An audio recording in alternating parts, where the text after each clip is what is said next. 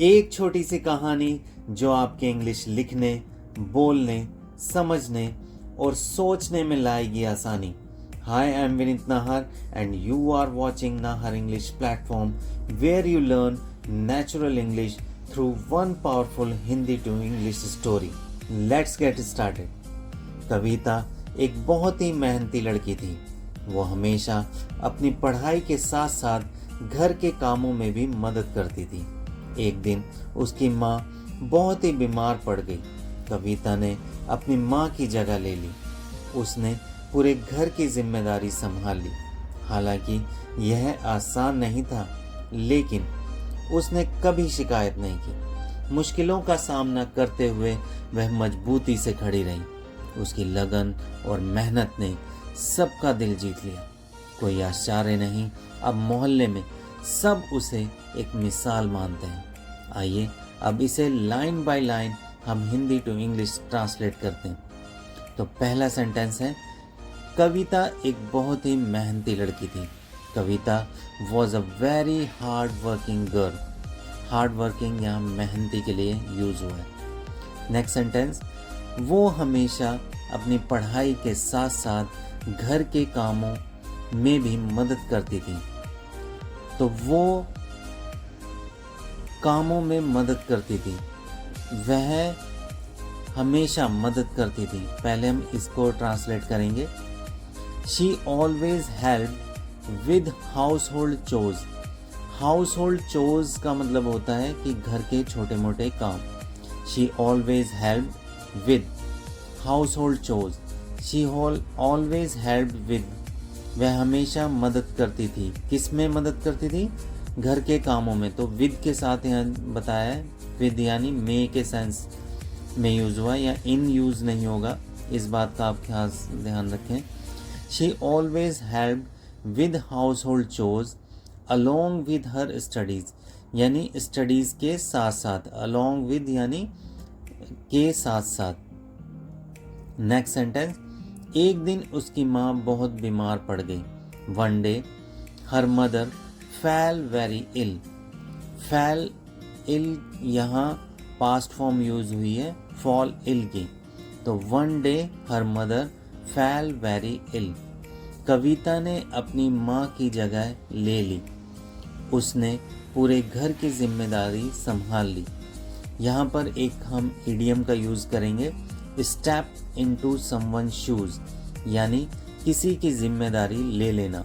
और एक phrase use करेंगे हम यहाँ, टेक चार्ज ऑफ, यानी जिम्मेदारी। She took charge of the entire house hold. Next sentence, हालांकि यह आसान नहीं था, लेकिन उसने कभी शिकायत नहीं की। दो it wasn't easy she never complain. यहाँ दो के साथ लेकिन का यूज नहीं किया हमने, यहाँ कॉमा का यूज करेंगे। तो दो it wasn't easy she never complain. Next sentence, मुश्किलों का सामना करते हुए वह मजबूती से खड़ी रही। यहाँ पर एक फ्रेज का यूज करेंगे हम, in the face of challenges, यानी मुश्किलों का सामना करते हुए। तो मुश्किलों का सामना करते हुए, in the face of challenges she stood strong, वह मजबूती से खड़ी रही।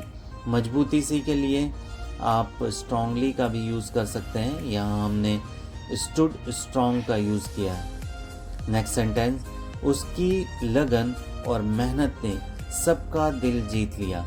हर dedication and hard work won everyone's heart.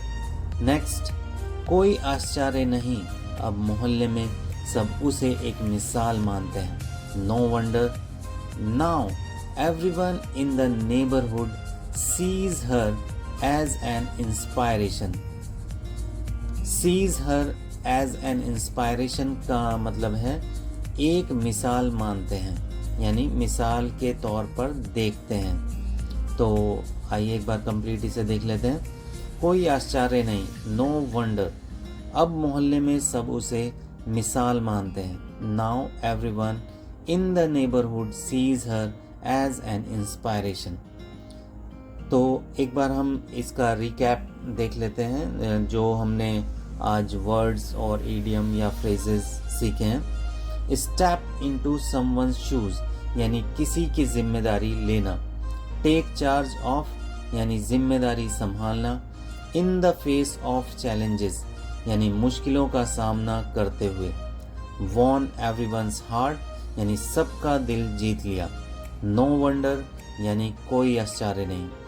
अब आपको क्या करना है, इस स्टोरी को एक बार आप किसी नोटबुक में नोट करें और पहले इसे ट्रांसलेट करें, फिर आप इसे बिना देखे ट्रांसलेट करने की कोशिश करें और हो सके तो आप इस स्टोरी को कमेंट बॉक्स में टाइप करें ताकि हम देख सकें कि आपने कितना इम्प्रूवमेंट लाए हैं, या अगर आपने कोई गलती की है तो हम मिलकर उसे ठीक कर सकें।